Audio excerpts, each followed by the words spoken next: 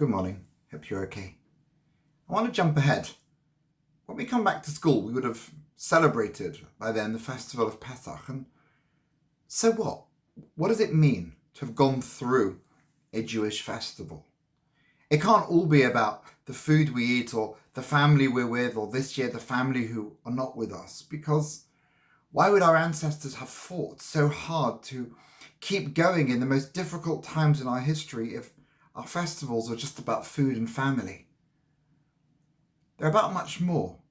And that much more are the values and the lessons that we learn from each festival. And those lessons change as time goes on. And what might matter in one lifetime might not be relevant in another time in history.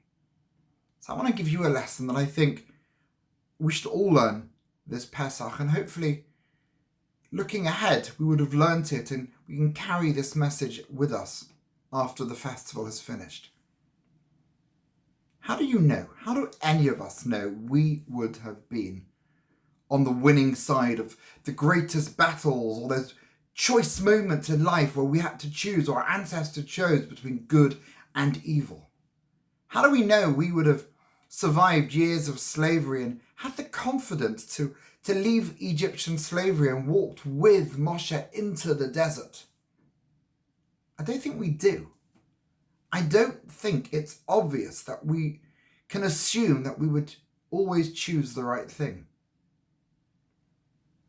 And can we also be certain that if the situation was reversed, and that we weren't the descendants of the victims, but we were the descendants of those who committed the terrible crimes against our people, the crime of slavery and the dehumanization or the objectification of people, making people into objects?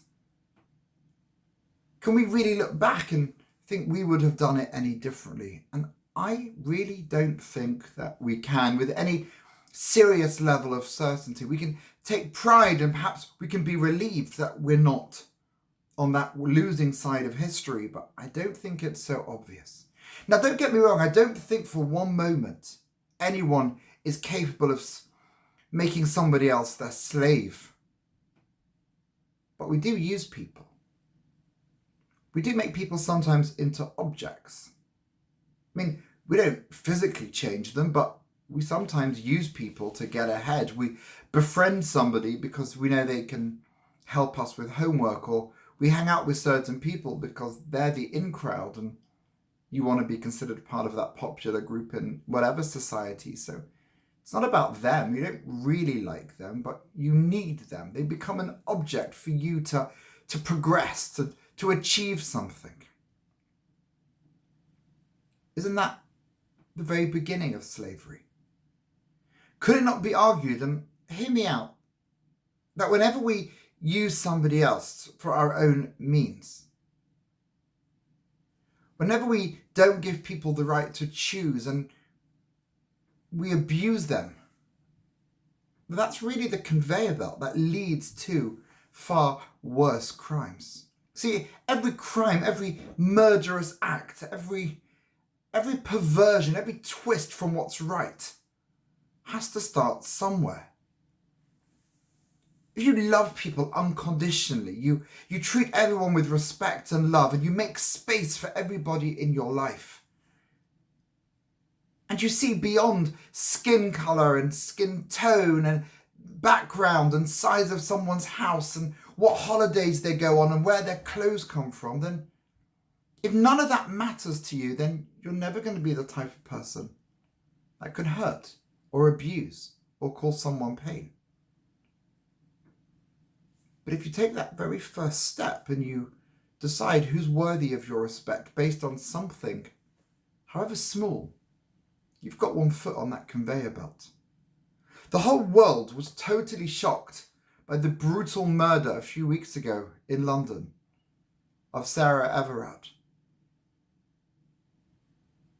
And whilst the police are carrying out their investigations, and while people try to understand what would bring someone to murder a young woman, let me just ask you, talking to the boys for a minute, how do you speak when the girls are around? Do you show them the same respect? that you show your male friends? And girls, do you respect yourselves? Because girls are quite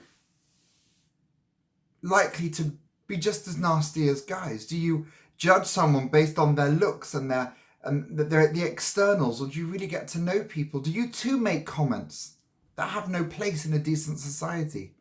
So it's really a question not of boys and girls, but do we? What type of school community have we created? We, the teachers, and you, the students. It's okay to be intolerant if you're standing up to injustice. Don't be tolerant when people make comments. Don't be tolerant when someone says something nasty. No one should be judged for what they wear and for how they look and for anything about them. No one should be judged. So it's not so obvious that we would always be on the winning side of history, and it's not so obvious we wouldn't have made people our slaves, and it's not so obvious that we're not already on that conveyor belt that leads to a really, really bad place and ruins lives and rips away the future of a young, talented woman. So let's promise this Pesach. Let's celebrate freedom by giving people their freedom. Freedom to exist without judgment, freedom to exist without persecution. Let's use Pesach to reassess and to evaluate how we look at the world and how we look at people. And if we do that, then we create a world of freedom, and it has to start somewhere, so let it start with you guys. Have a good day.